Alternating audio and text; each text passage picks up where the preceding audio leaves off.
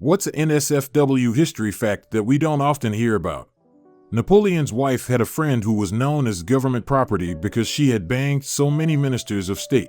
The British Academy of Science redacted massive amounts of the first published observations of penguins by biologists. Penguins are the worst. So much R-word. So much infilia. The Academy decided the public wouldn't handle it well. Julius Wagner-Jahreg won the 1927 Nobel Prize for Medicine by giving people malaria. The fever from the malaria would go so high that it could kill off an otherwise untreatable syphilis infection. Left untreated, syphilis could lead to insanity, so it was a pretty bad thing. In comparison, having malaria, which we had treatments for, was a blessing. In July 1184, Henry VI, King of Germany, later Holy Roman Emperor, held court at a Hoftag in the Petersburg Citadel in Erfurt.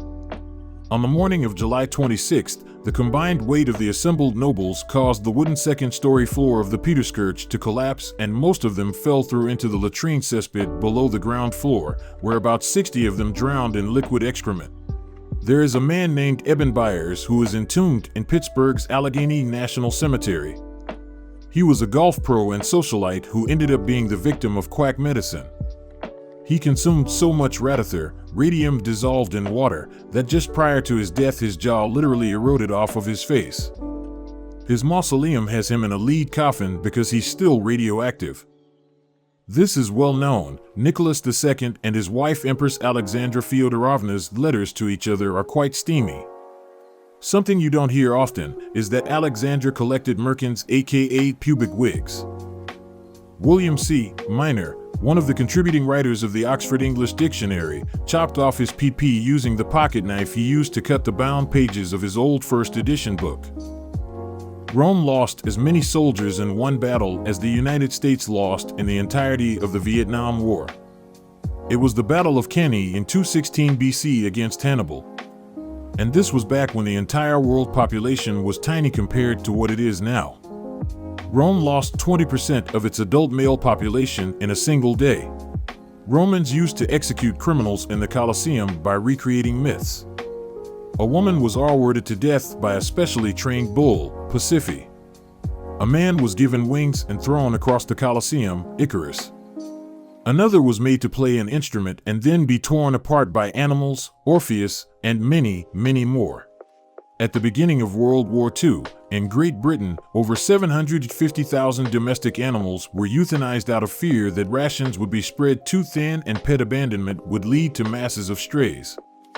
The National Air Raid Precautions Animal Committee, NARPAC, sent pamphlets out to homes suggesting that people should send their pets to the countryside or kindly have them destroyed. This later became known as the British Pet Massacre. It used to be thought that blowing smoke up someone's butt was a way to revive them. Some swimming pools actually had a kit with a bellows-type device to blow smoke up the butt of a drowning victim. The CIA gave unsuspecting civilians LSD and then observed their interactions with hookers, paid informants, while under the influence, for experimental purposes. This operation was called Midnight Climax. Virgin boy eggs are a traditional dish of Dongyang, China, in which eggs are boiled in the urine of young boys who were presumably peasants, preferably under the age of 10. Named Tong Zi Dan, the dish translates literally to boy egg and is a springtime tradition of the city where the urine is collected from prepubescent peasant boys. Anton Leeuwenhoek, the father of microscopy, used his invention, the microscope, on his own sperm after one night with his wife. Sperm was unknown at the time, and he thought they were little people.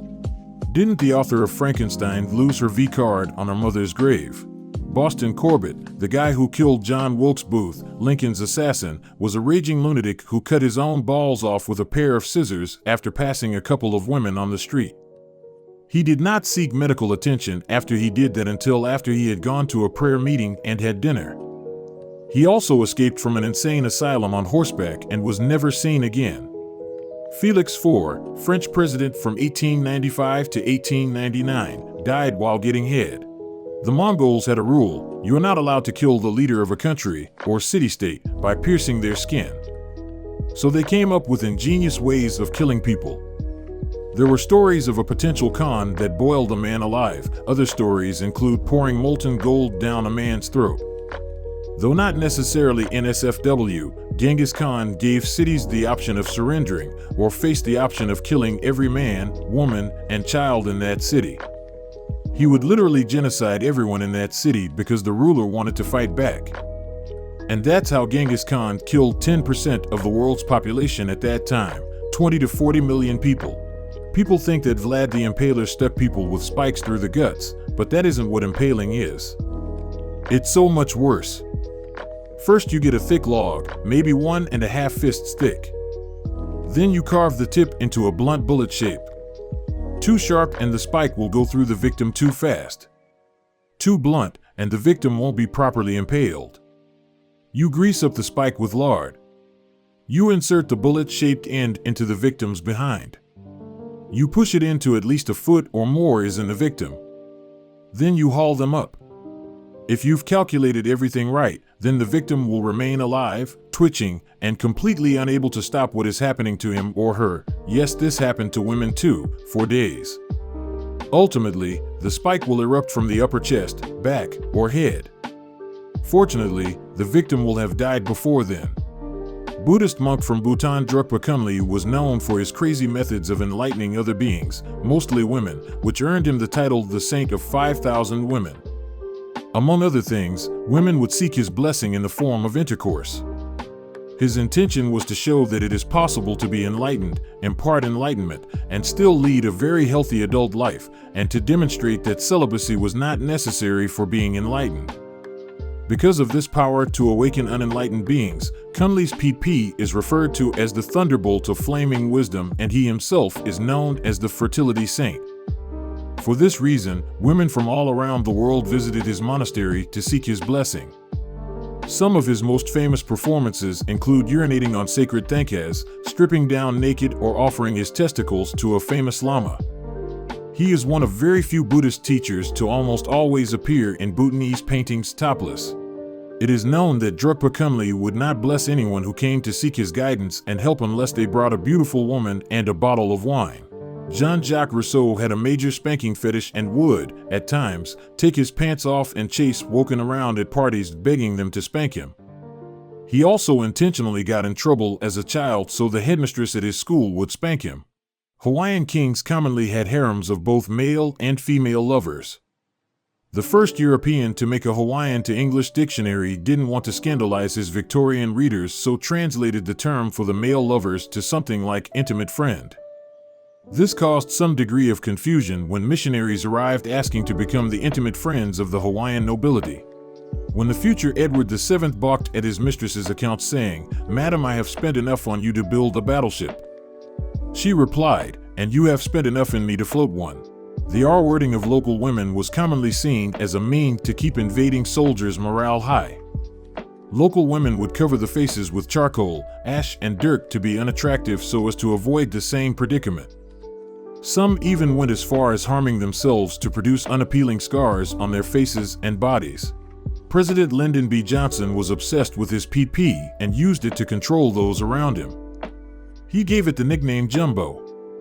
He threatened senators by saying he was gonna sleep with their wives, and if he went to the bathroom in the middle of a conversation, he expected the other person to follow him into the bathroom to continue the conversation and would get upset if they tried to just wait outside. Sometimes he would swing around while standing at a urinal and talking to someone, leaving his genitals exposed. He also drove himself around on his ranch and stopped to pee on the side of the road, so the Secret Service agents had to cover him, and there was a gust of wind that blew the pee onto one of the agent's legs, and Johnson said that it was his prerogative to pee on the agent's leg. Journalists once asked him why continue the war in Vietnam, and he sent all the women out of the room, took his PP out, flopped it on the table, and said this is why. Casanova had regular sessions with his daughter and said words along the lines of "No man can love his daughter like a father can." What the actual F? At certain point it was normal in royal engagements in some parts of Europe for the whole family to be present in the first intercourse of the arranged marriage to warrant both parts were functional, and it wasn't a wasted air in an arranged marriage. Learned this in history class. Much of what formed initial, early internet commerce was pioneered by corn sites.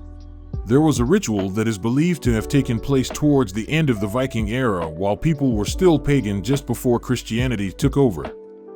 A horse pee is chopped off wrapped in linen and onions to preserve it, and people would recite poetry to it. Somehow Stephen Hawking cheated on his wife. He cheated on his wife with the nurse who took care of him. The nurse's husband was the inventor of his speech device. How Cleopatra once seduced another country's ruler by posing naked in a rolled-up carpet and having her servants unroll her as a gift in the ruler's chamber. Can't remember exact details, but something along those lines. Yep, Julius Caesar was the dude. And she didn't just seduce him, she pretty much got him to dethrone her brother and make the new queen of Egypt. She would regularly visit him in Rome for several years until his assassination.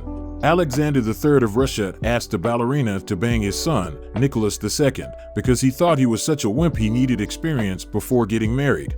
Diego Rivera cheated on Frida Kahlo, so she got back at him by sleeping with the woman with which he cheated on her. Everyone knows about invading, or liberating, armies leaving a trail of assault and R-word as they progress through a territory, but what is not often talked about is soldiers R-wording enemy soldiers. This practice exists as both a torture method and as a show of dominance over enemies, and has surely occurred in every war since the dawn of man. Despite its high frequency in war, it is not often reported as it is extremely embarrassing and emasculating. No home population wants to see their idolized heroes as victims or perpetrators of assault. Jack Parsons was an early pioneer in rocket science and one of the founders of what would become the Jet Propulsion Laboratory. He was also a member of a black magic cult with ties to Aleister Crowley. By day he would build rockets for the US military, and by night he would engage in full-blown black magic non-YouTube friendly acts. Also, a member of this cult was L. Ron Hubbard. Greek men would have behinds intercourse to show camaraderie and strength. It is said that Greeks invented intercourse, but it was Romans who added women to it. Pre-classical Greece there was an agene society known as the Minoans. It was considered the height of their fashion for women to walk around chest out. They also had a sporting competition where semi-naked women took turns trying to flip over the horns of a charging bull. Apparently, they were quite the empire. If you enjoyed the video, please like and subscribe. Also check out our other videos and have an amazing day.